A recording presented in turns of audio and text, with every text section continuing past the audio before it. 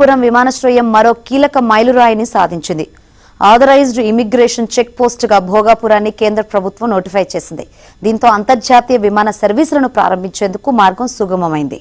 దేశవ్యాప్తంగా ఉన్న immigration check పోస్టుల జాబితాను పేర్కొంటూ సెప్టెంబర్ 1, 2025 నాటి నోటిఫికేషన్ సవరిస్తూ కేంద్ర హోంశాఖ తాజాగా ఉత్తర్వులను జారీ చేసింది.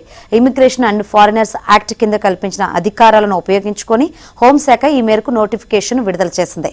ఇప్పటికే ఉన్న ఇమిగ్రేషన్ చెక్ పోస్టుల జాబితాలో భోగాపురం విమానాశ్రయాన్ని 39వ నెంబర్గా చేరుస్తూ ఉత్తర్వు జారీ చేసింది.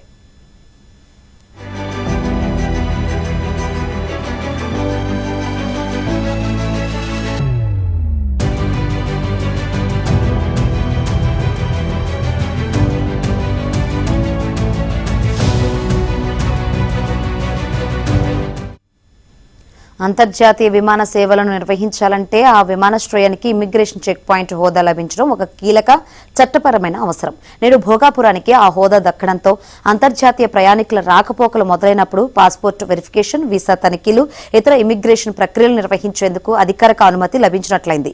ఇటీవల కేంద్ర పౌర విమానయాన మంత్రి కింజారపు రామ్మోహన్ నాయుడు భోగాపురం విమానాశ్రయానికి ఎయిర్ డ్రోమ్ లైసెన్సును జీఎంఆర్ ప్రతినిధులకు అందజేశారు. ఇప్పుడు ఇమిగ్రేషన్ హోదా కూడా లభించడంతో వాణిజ్యపరమైన విమాన కార్యకలాపాలకు విమానాశ్రయం సిద్ధమవుతోంది.